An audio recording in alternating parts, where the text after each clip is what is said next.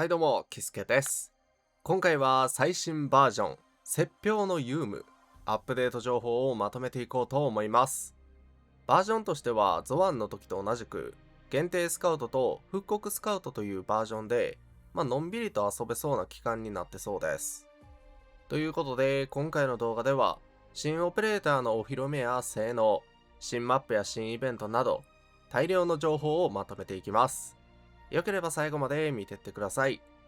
それでは、行きましょう。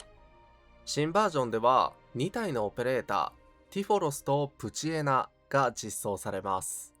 いや、プチエナに関しては、マジで誰ですかっていう感じなんですけど、モフモフで超可愛いよね。ちなみに、プチエナはイベントで獲得できる無料オペレーターで、イベントをこなすことで、キャラも武器も貫突にできるそうです。太っ腹すぎる。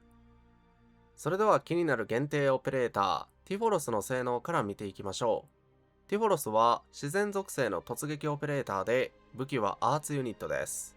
まさかの自然属性の突撃ですよ。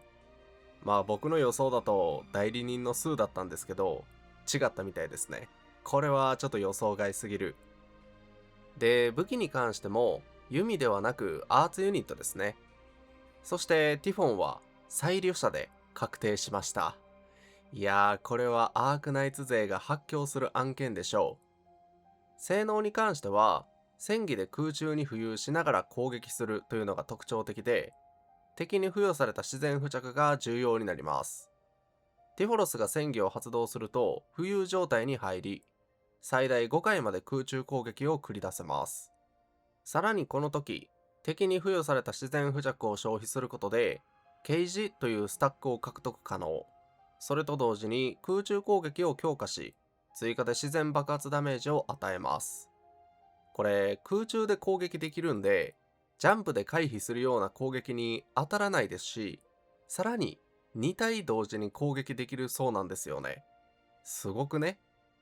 予告番組を見た感じだと、複数戦も単体ボス戦もできそうな性能で、めちゃくちゃ強そう。で、空中攻撃を発動することで、ゲージを獲得できると言ったんですけど、このゲージは、番組を見た感じだと8つまで獲得できそうで、最大まで貯めると連携技を発動できるようになります。この連携技も強そうで、発動すると、獲得したゲージをすべて矢に変換して、さらに敵の周りに浮遊する矢を生成し、範囲内の敵にスロー、受ける自然ダメージをアップさせます。しかもこの連携技、戦技で浮遊した状態で発動すると、空中攻撃の回数をリセットできるみたいで、戦技で空中攻撃を5回、ゲージを消費しながら空中攻撃の回数をリセット、また空中攻撃を5回というコンボが可能になっていて、瞬間的に大ダメージを狙うこともできそう。そして必殺技。必殺技を発動すると強力な矢を放ち、敵に自然ダメージを与えます。その後ティフォロスは浮遊状態に入り、矢を2本回収。空中攻撃を命中させると、その地点に矢の雨を降らせます。ちょっと複雑そうに聞こえるんですけど、戦技と必殺技で浮遊ができて、連携技と必殺技で矢の回収ができるということです。敵の自然付着を消費しながら浮遊状態で火力を出す突撃オペレーターだということですよね。これはね、奥義とリーノが間違いなく最適パーティーに入ってきそうですよ。遠距離から攻撃できるというだけで強いのに、さらに浮遊できますからね。もう敵の攻撃なんて当たらないんじゃないですか。めちゃくちゃ強そうで期待できます。ティフォロスを引く予定の人は、今開催しているリーノは引いておきましょう。続いて、謎のモフモフ猫、プチエナ。プチエナは物理属性の重装オペレーターで、武器は片手剣、レア度は星5です。プチエナは彼女と呼ばれていたんで、女の子みたいです。いやー、モフモフしたいよね。性能としては重装オペレーターらしく、味方を守ることに特化してます。戦技を発動することで敵の攻撃をブロックし、周囲のオペレーターに加護を付与。さらに一定時間内に戦技を再び発動すると、敵に自然付着を付与できます。敵の連続攻撃もがっちり守っていたんで、超強そうなんですよね。しかも自然付着までできる万能っぷり。この性能があるおかげで、前半に実装するティフォロスとも組み合わせることができます。そして連携技は、操作中のオペレーターが攻撃を受けると発動可能で、操作中のオペレーターを回復、さらに敵を引き寄せる、追加でブレイク値を与える、操作中のオペレーターを追加で回復。この3つの効果の中からランダムで1つ発動します。ランダム性のあるスキルということで、これもちょっと新鮮ですよね。味方の体力が少なければ追加で回復が発生しやすくなるとか、なんかそういうのは決まっていそうなんですけど、どうなんでしょうかね。そして必殺技。必殺技を発動すると、プチエナはギフトを3つ開きます。ギフトの中からは、敵を引き寄せる、追加でブレイク値を与えるの効果が発動し、一定確率でスペシャルギフトが出現するそうです。連携技に引き続き、必殺技もランダム性のあるスキルになってます。このスペシャルギフトが出現すると、敵にアーツ脆弱を付与するみたいなんで、割とね、クリアタイムに差が出そうなスキルになってます。面白いよね。敵の攻撃を受けつつ、自然付着も付与できますし、かなり強そうに見えますね。そして、この2人のオペレーターの実装に伴い、モチーフ武器も紹介されました。ティフォロスは関野の影、気質が敏捷、攻撃力、奮発です。プチエナはスイーツタイム、気質が筋力、回復効率、治療の3つ。今のうちに厳選しておいてもいいと思います。今バージョンでは限定オペレーターが1体だけということで、再現スカウトなるものが開催されます。ピックアップされるのはイボンヌということで、復刻ガチャですよね。で、この再現スカウトは他のスカウトとは仕様が違うみたいで、スカウト回数30回、60回、90回で緊急招集10連分が入手可能になってます。120回でピックアップ確定は同じ。この120回天井に関しては、再びイボンヌが復刻された時に引き継ぐということで、ちょっとここが複雑なんですけど、例えばイボンヌの次に実装されたのってタンタンですよね。例えば、もし次のバージョンでタンタンの再現スカウトが開催されても、120連天井は引き継がれません。逆に、また半年後とかにイボンヌの再現スカウトが開催されると、コンバージョンで引いた分が引き継がれるという認識なんですが、合ってますかね。そして他のスカウト同様に、80連で星6オペレーターが確定です。この80連の仮天井に関しては、再現スカウト間での引き継ぎがされるそうです。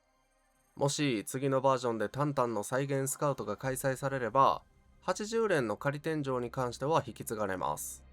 ちょっと難しいよね。仮天井はどのオペレーターの再現スカウトでも引き継がれ、120連の確定天井に関しては、イボンヌの再現スカウトでしか引き継がれないということだと思います。これはどうなんすかね。お得なんでしょうか。いや、限定スカウトみたいに、すり抜けで一つ前の限定オペレーターが当たるということもないですから、これはちょっと気をつけて引く必要がありそうです。こっからはバージョン 1.5 で開催されるイベント情報。まずは弓の試練。ティフォロスが的に向かって弓矢を放つイベントという感じでしょうか。このイベントに関しては、前回の予告番組でもちらっと映像が出とったんですけど、それが今バージョンで実装されるということですね。ちなみに挑戦を進めるにつれ、弓矢の種類が増えていき、より複雑な挑戦に対応できるようになるっていう、結構ね、ゲーム性もしっかりしてそう。ステージによって弓矢の種類を臨機応変に変更する必要がありそうです。続いて修正支援。前のバージョン、いや、もっと前かな。ひょうたんのさ、イベントあったでしょ。ひょうたんを作って無料券に変えるっていう、そういうイベントがあったと思うんですけど、それの別バージョンっていう感じかな。で、このイベント注意してほしいのが、勲章の加工がね、もうこのイベント限定というか、もうひょうたん作れないですし、ひょうたんの勲章が加工できなかったことで、ちょっとね、発狂してる人もちらっと見たんで、そういう人はしっかりと勲章加工までやり遂げましょう。続いて、新装備の追加。追加されるのは満潮セット、ルテンセット、修正訓練セット、そして新セットとなる点検ですかね。まあ、ティフォロスは新セットになる可能性が高いんでしょうかね。まあ、今までの傾向を見る感じそうですよね。続いて、携帯アイテムの追加。追加されるのは加速ユニット。これを装備すると、スタミナの回復速度が上昇します。これめちゃくちゃいいよね。今、追加されてる携帯アイテムっていうのは、なんか荷物を空中に運んでいくやつとか、ああいう系ですよね。ただ、あんまり探索には密接に関係しないというか、あくまでもイベントをこなすための携帯アイテムっていう感じだったんですが、バージョン1.5で追加される携帯アイテムは、しっかりと利便性があると言いますか、ちょっと嬉しいよね。ちなみにこれはタロサイト交換で入手可能みたいです。タロサイトを集めてない人は今のうちに集めておきましょう。続いて、協約通行証について。新しく追加されるのは苦難の果てというアーツユニットですね。今まで通りだとおそらくティフォロスの代用武器になるのかなとは思います。気質の方も公開されてます。敏捷、自然ダメージ、奮発の3つ。今のうちに気質を厳選しておきましょう。見た目めちゃくちゃかっこいいよね。こっからはシステム改善の先取り情報について。まずはストーリー中の会話で UI をオフにできる機能が追加されます。これはね、地味に嬉しいんですよね。スクショがはかどる。僕、結構ね、サムネイルに使うキャラクターのなんか切り抜きとかって、ストーリー中のキャラをスクショして、で、わざわざ切り抜いてっていうこと結構やってるんですけど、それがね、会話があるとね、ちょっとやりづらいんですよね。すごく個人的な話やけど、地味に嬉しい。続いて、信頼度が最大でもプレゼントを送れるようになります。これは、あんまりいないとは思いますけど、すべてのオペレーターの信頼度を最大にした人とか、そういう人は、ちょっとデイリークエストとか不便ですよね。そういう人のために追加される要素という感じだと思います。続いて、オペレーターの必要育成素材が見れるようになります。これはね、非常に便利ですよ。いくつお金がいるのかとか、いくつ素材がいるのかっていう、その最大数がわかるっていう感じかな。で、予告番組で言ってた感じだと、なんか、未実装のオペレーターの素材もわかるそうなんで、これはちょっと嬉しいよね。気質の確認とかもその画面でできるそうです。